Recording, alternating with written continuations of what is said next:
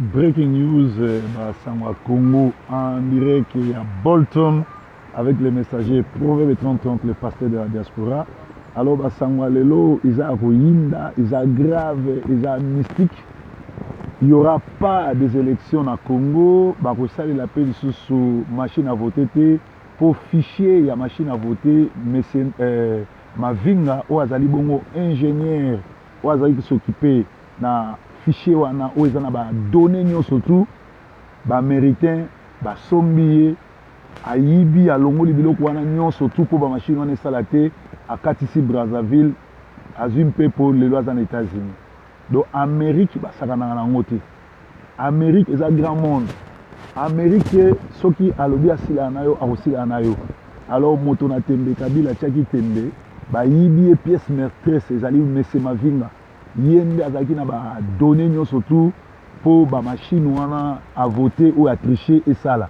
Lokola ba kati kabila maboko c'est-à-dire ba longoli ba fichier moto azana ba fichier na ba juillet ba kenaye moyen ba sala la soso ba fichier électoral la machine à tricher exaté. C'est-à-dire Amérique a outre ça la kabila grand coup abeti grand coup abeti mukato moyen ba lobela soso ba machine wana exaté pe lisusu lokola kabila boya ko se présenter na meeting à Luanda Lorenzo oza président ya Angola mutakomi ko na place à Kabila. Donc l'actuel président ya Angola yende mutako diriger Congo mikolo ti ba benga Kabila. Toyebite qu'est-ce qui va se passer ti le 30 juin miso na biso ezali côté à Kinshasa. Est-ce que Sadek va attaquer? Est-ce que Sadek va benga na Kabila? Mais de l'autre côté tout le monde était Kabila tende ko sala réunion na Nyema et sika wapi PPRD et côté en débandade, Seni et Koufi, Bakangi, Batou Belé, Kangi, Batou, Bazagi, Batré, Bakangi, Bango, tout le monde sous la majorité présidentielle à Kabila, départ et comme Salama. Donc, Biliaki, Kabila, et Sili et Koki, Kabili, Bakomi na Souka et Nzambe à Congo, Azosala. Donc, Nangonga, Oyo, toujours Sabino que Batou ya PPRD en débandade comme kokina moko pe lisusu parquet général de la République a fongoli une information judiciaire contre Jean-Pierre Mbemba et pourtant bazal sous na droit na été bango bazal na kati ya illégalité. L'arbre Kabila va incessamment tomber, c'est fini, le sort de Kabila est scellé.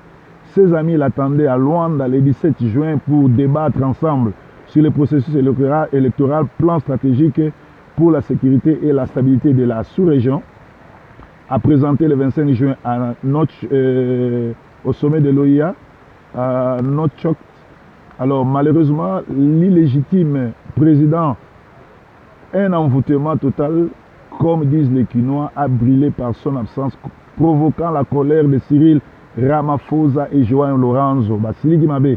Ce matin, nos sources nous informent que le patron de la double troïka sécurité et politique a été désigné par la SADC de présenter pour le compte du gouvernement congolais la feuille de route accompagnée du rapport final sur la situation en RDC.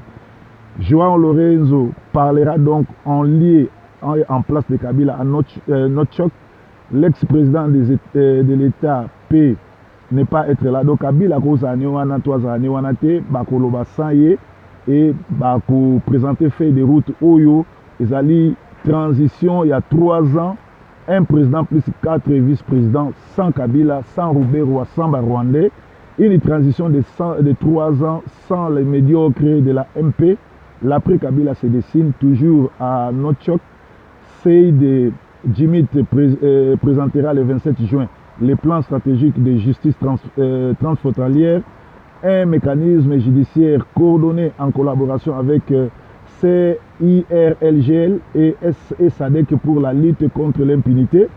Toutes les personnalités du régime de Kabila poursuivies pour des crimes graves ne resteront pas impunies. Un réseau de coopération judiciaire a été mis à Dar es Salaam. Kabila sera seul contre tous. Macron, en tête de la délégation africaine, Kabila a signé son billet d'écrou pour la CPI en signant une convention militaire avec la Russie pendant que la RDC est sous embargo.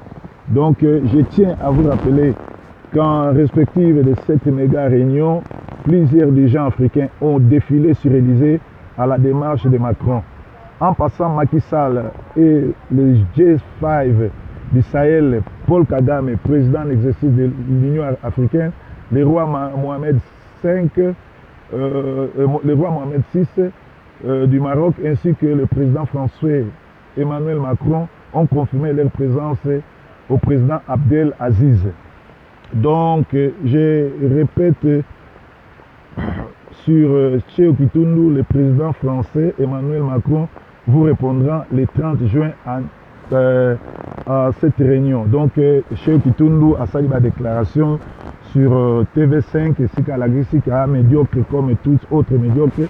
Mais vous avez la réponse, il y a Macron le 30 juin et c'est qu'à décider pour un souka plan feuille de route au Basali pour la RDC, Nénéni et vous allez après Kabila et puis Nénéni à vos kanga, la dignitaire à Kabila Nyonso. Donc, Ezala Kibongo, le messager. On dirait qu'il y a Bolton, Iskabi, tout ça, tout ça, on a Nzambe, tout ça, Okende, tout ça, na Isengo. Pour nous, Sabino qui est Sili pour naïe, Bilia qui est Bikoki. Donc, Aza Koubeba, Aza Sili pour naïe, Kabila. À partir au passé, peut perdre des bandades, Batounaye, Bakomiko Palangana, Batounaye, Bakomiko Kima, et Zali Bongo, Makambo, Nzamba, Lubela Bisso, prophétie Nzamba Zoki na Okoksama. Donc, Tokoza, na président Laurent Mosengo ou bien docteur Moko, et puis 4 vice-présidents, wana, Bakoke na transition il y a 3 ans, pour na aussi là, na ba criminels surtout, puis Bakokangisa. Moko na Moko, ya Batou va travailler na Kabila, c'est-à-dire Bisso, ba combattant, calamité. Pour vivre biso retour na Kinshasa esika wapi tokoya kokutana so na baboti na biso na babiloko na biso babotola pe toko tonga pe kosala ko créer misala pour na Congo nzambe azwa lokumu nzambe amona bino ezaki bongo breaking news ya journal de l'autre comme mercredi le 20 juin 2018 awa na Angleterre. Et c'est le messager de la bonne nouvelle après ça va sango ya Congo. Donc bon tikala fidèle na Sentinelle TV Nzambe akolo bela bino pe bozoba information ya Congo ndenge masolo ezotamba.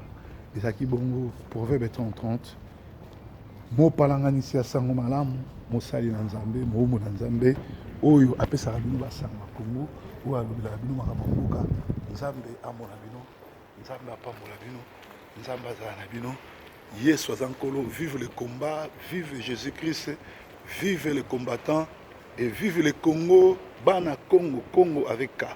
Ezaki Bongo, Mopalanga Nisi Sango, Proverbe 30-30, on dirait qu'il y a Bolton, breaking news. Yesu Ndemkolo, Yesu Ndemobate, Tobaki Likamba Congo. Kabila tokosila na ya kopakata mbango atiaki tembe ye wana masolo esili ye wana ablobaki ete akokufa na munduki to na masasi na mutume tomoni azobanga masasi yango akomi konegocie o ye na mwasi na bana na bandeko na ye balukela bango esika bazala en tout cas azala na sécurité yo bomi bato yo bomisi bato yo kundi bato plus de 10 millions de Congolais yo bomi. Si vous avez que yo luka ba pesa yo sécurité ozoluka siko ba sécuriser yo na ba bien na yo na bana na yo zala kimia ndeko okende CPI donc Kabila linga te CPI breaking news.